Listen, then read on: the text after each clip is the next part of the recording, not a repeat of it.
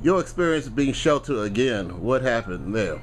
Sheltered Again is it's like a spinoff from Sheltered, which talks about me as a single father raising three babies by myself in the New York City shelter system.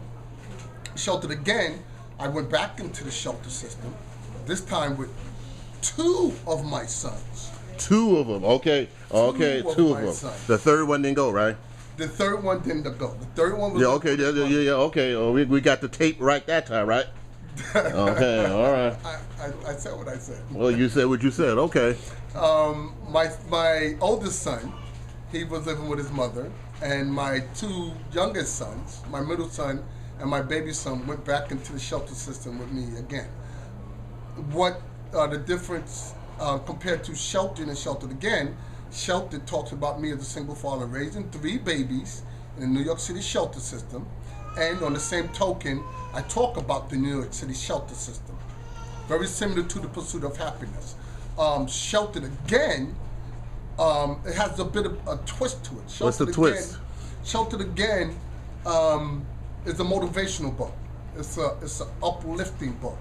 It tells people who are down and out, who's homeless, like I've been, jumping from one household to another.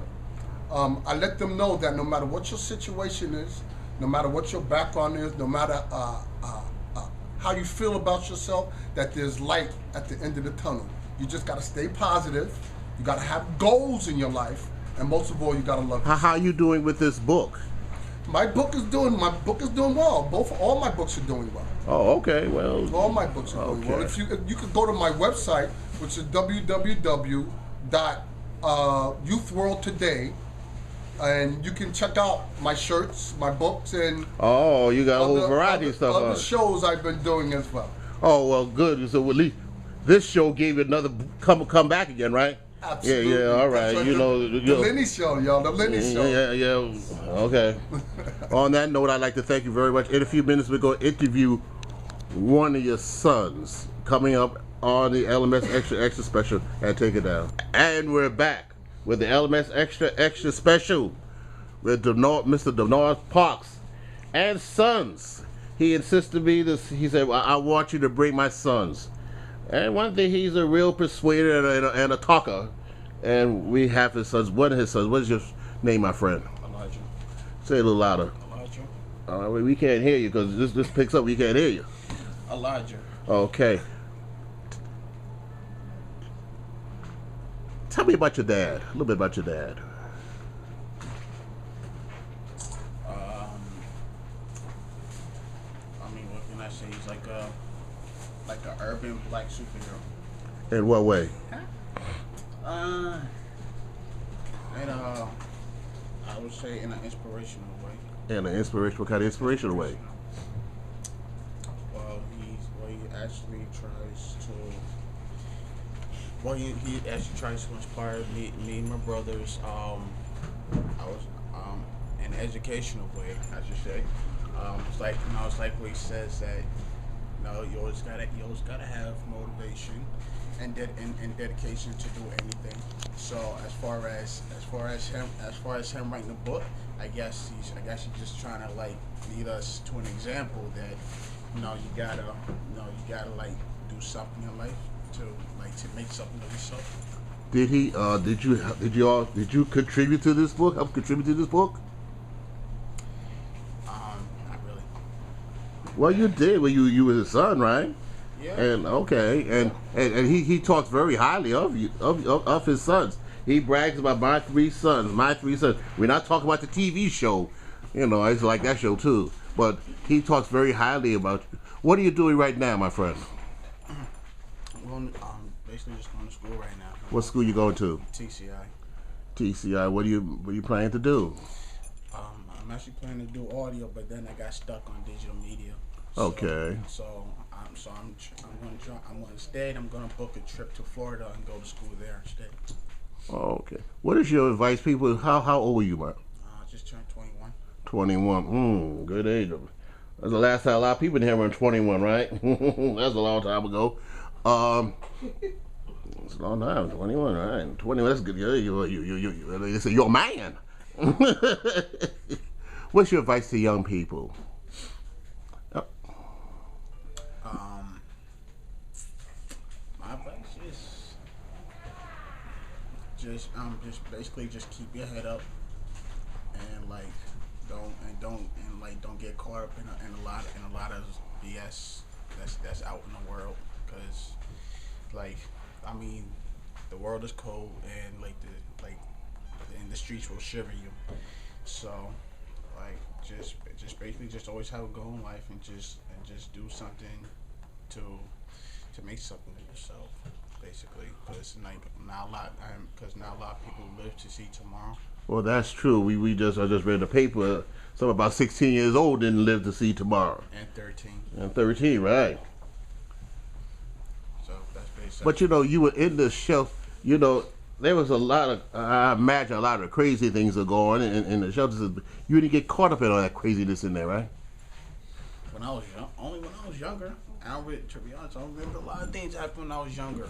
I really don't. I mean, I only remember. I only remember trying to help my father one time when he was on the floor under a whole pile of guys trying to beat him up. Try to beat him up? Yeah, trying to beat him up. I remember trying to come to his rescue. Other than that, I really don't remember. Okay, like, well, you remember that part in your life. Yeah, I do. And it's not being in shelter. It's not as bad as. Well, do you think that the politicians or the people are doing anything about this about trying to get people out of the shelter and into permanent housing? You know, even like in New York City, they up here selling playgrounds and they gonna put something else up there, but it's something that we're not gonna live in. Well, instead of politicians worrying about trying to put people out of the shelter, they should worry about trying to put more people in the shelter. In what way?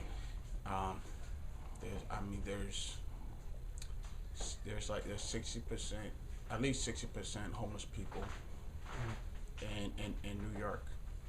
At least, or maybe 50%. No, that's a lot. I mean, I've seen a lot of homeless people. Well, I mean, you talk about being, they should be out of the shelter or should they be in the shelter? They right? should some people should be out of the shelter, and the people that need a home should be in the shelter at least.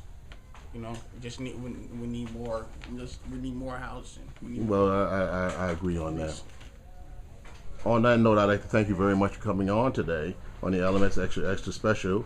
With the North Parks special, everybody don't get a special like Mr. Parks does, and thank you so much, and we'll be right back. And the beat goes on right here at the LMS show, LMS Extra Show.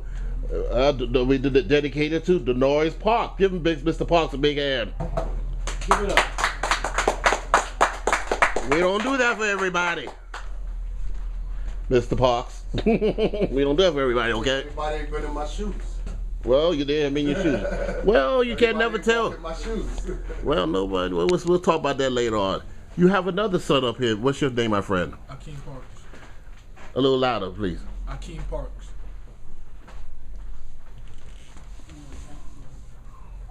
What do you like most about your dad? One thing I like most about him is confidence, I could say. Well, he's very confident. He's very confident. At times it could be obnoxious, but Oh, we go. Now you said that.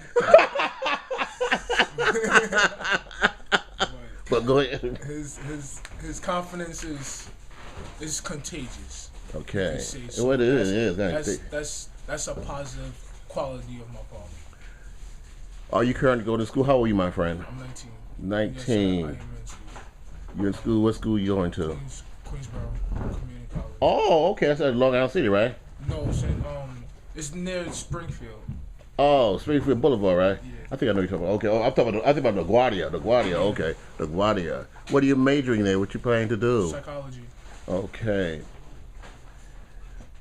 The times where you were in the shelter system, you didn't follow the crowd neither, right?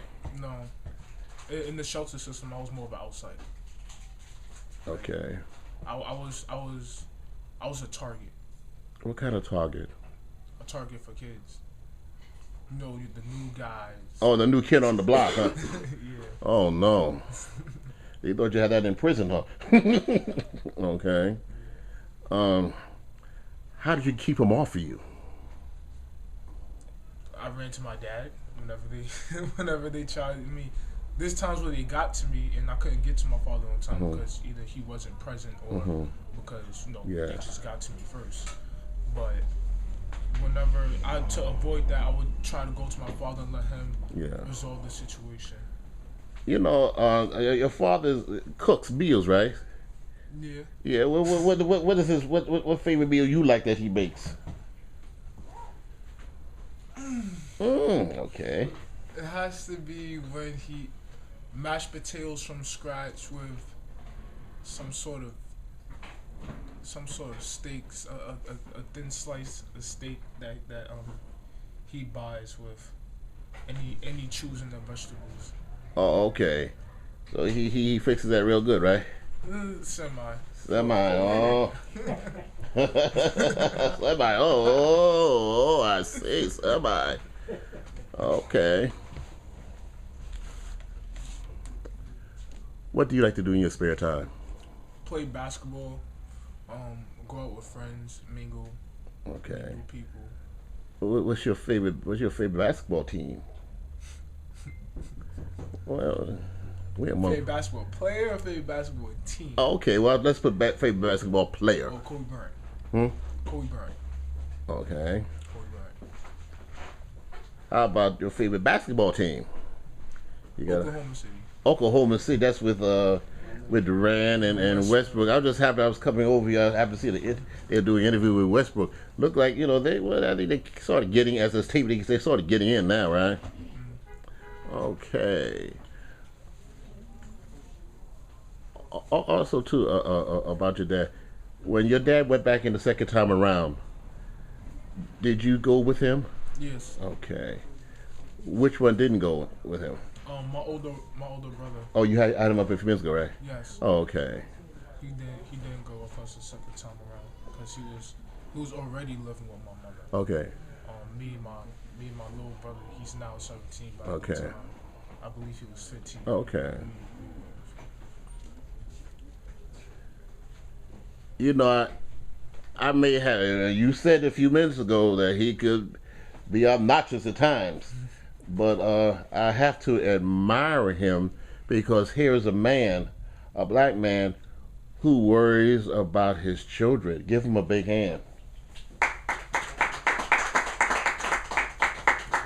We don't get that all the time. You know, we get the stereotype of the man, who came out there, and have a whole bunch of baby mamas, up there, and a whole bunch of kids, and they can't afford to pay. Well, I guess they be clipping that refund check forever for child support. But he's very dedicated. Do you think you consider him be very dedicated? Yes, of course. You can't look at his life and say that he's not. Because we're talking about somebody who has no experience in raising kids.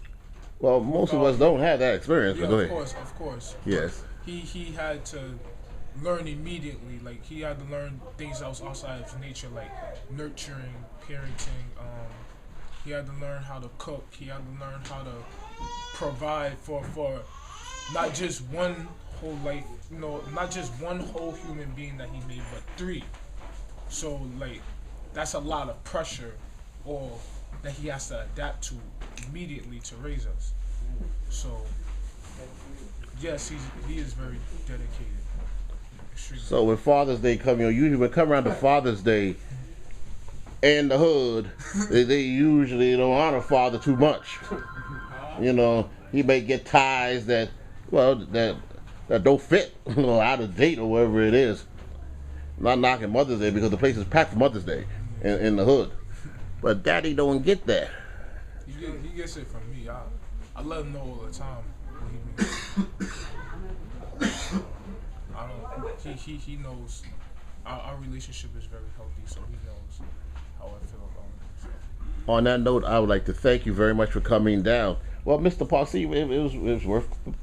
I'm glad you talked me into bringing him down. Give him a big hand again. And he has that book, and we'll be right back. And we're back with the LMS Extra Special for the Mr. Parks in the house. Give him a big hand. Thank you, everybody. Thank you. Why? Because we love you. Well, we ain't go through that because I'm not gonna be paying copyright royalties to the people who own that song. Okay. You have your other son up here. What's your other son's name? His name is Ahmad Parks. Tell me your name. My name's Ahmad Parks. Mr. Parks, this is your oldest one, your youngest one? That's the baby. The baby. When your baby came into the world the first time, were you happy? I wasn't happy. I was elated. Elated? What way? I said, because I asked God for 3 boys and He gave me 3 boys. Wow. That's what I asked God for, and He gave me what I want. That's why I felt obligated to take care of them, because that's what I wanted. I wanted 3 boys. So He gave me what I wanted, and things didn't go right with the mother, then I was obligated to take care of them. I'm glad you mentioned that. Sometimes, and we have cases whereas, I remember they had, I think they was talking about this on Lenny Green one night on BLS, and they were talking about parents, and sometimes they use children as I say that the mother has custody of children and use it as a barrier not to see the children. You think that's right? Absolutely not. Why? Well, why would a mother want to use her children as pawns for her children not to see their father? What she's doing is she's destroying the children. That's what she's doing. She's taking away from the children. Because a father, like we're going to, one of the shows we're going to be talking about today, we're going to be talking about the prison system. And most of the time, too, is that daddy is not home. And that's why sometimes some people go astray, too. I met people like that. And growing up, their daddy wasn't around. And you had to have a strong male image. It's just like we were talking about the other day about the Good Times show, whereas the father, actually they killed him off in the Good Times show. But also, too, is that I felt good with the father there because he was a strong image to that family. Do you agree? Absolutely. I think every household needs a father. It needs a mother, of course. It needs both parents. But, the father's the head of the household. At least he's supposed to be. So if you don't have that main puzzle there to complete everything, then you can't see the whole picture. So things are not going to go right in the household. The mother's going to be working too hard, and especially when she's dealing with teenage boys. Because I feel mothers can't deal with teenage boys. No, they can't. Some of them can't neither. They can't deal with teenage boys. They can deal with everybody. They can deal with us, and they can deal with the daughters. But the boys are a problem. So I feel that the father is more equipped to deal with the boys than the mother at that particular time. But even if he doesn't, a child doesn't have, say, a boy doesn't have a father, but at least a father figure, that you think that helps out a whole lot? Yeah, of course. You gotta have a father figure. You gotta have some kind of you gotta have some kind of male role model there, so the child can know how to grow up and how to act and how to be and how to treat women, most of all. Yeah, because most of the time we have some women will treat, act like men. They want to hang out with men, drug with them, drink with them, do all this kind of crazy stuff with them. But that's not, that's not so though, right? No, well, I'm sorry, I didn't. They sit back and some women want to be men. Oh, women. Yeah. Oh. Now sometimes in a negative way now, because you have a lot of women who could sit back here and who are single mothers who could really run a household. Absolutely. And sometimes daddies don't have to be around. Absolutely. Absolutely. You have a lot of strong women out there who are no nonsense mothers and just putting down the law. But But regardless, because I'm a no-nonsense father, and still my boys tried to test me. So I don't see a woman competing with me as far as disciplining a boy and telling him what to do and what not to do. So even though she's a mother and she's strong, the boy is still going to go out there and do what they want to do, regardless of her strength. Yes. I would like to thank you so much for joining us today on the LMS Extra show. And it's going to be seen, well, people all over the world are going to be seeing Any this. questions for my son? Do you love your dad? Yes, I do. Why you love your dad? Sometimes he be up on me, but I've been avoiding that. But sometimes he's always there for me, so I've been doing my best just to make him proud. But sometimes I've been making him pretty disappointing. So it's really, actually, it's kind of my fault. So I've been trying my best to make him proud. I just want you to stay strong. How old are you? I'm actually 16. I'm about to turn 17. I just want you to stay strong, that's all. And you going to school? Yes, I am. What school you going to? John Brown. Okay. What you plan to do when you finish school? I'm planning on trying to be an artist. That's very good, very good. Give him a big hand. I've been sending him to art school. Oh, okay. Send him to art school so he can be the best artist he can be. Okay. Do you want to grow up to be like your dad? Yes, I am. The other two brothers, do you want to grow up and be like your dad? No. No. No. In what way? Why no? I want to be superior to my father. There you go. That's going to be hard, but I tell them I want them. I tell them I want them to be better, even though it's going to be difficult. Right. But I tell them I want them to be better than their father. There's only one you. That's right. Oh yeah. It's hard to duplicate that. Duplicate that. I'm an original, but Yeah, well, you are original. I'm an original. But I tell them I want them to be better than me, and just reach for the stars, and He called your bluff. I tell them to reach for the stars and be the best that they can be, and be better. Whatever their father is, be better than me. Thank you so much for joining us today on the LMS Can I show. tell you about my book? Yeah, briefly. Sheltered Again. Yeah. Sheltered Again. This is my first book, Sheltered. Sheltered, like I said, Sheltered talks about me as a single father raising 3 babies in the New York Okay. City shelter system. And at the same time, I talk about the shelter system. And on that note, I'd like to thank you very much for joining us Thank you here. very much. Because Thank you. one thing, I got an enemy. You know my enemy is? Time. The time clock. And thank you so much. Give him a big hand of an LMS Extra Special. And this is Lenny.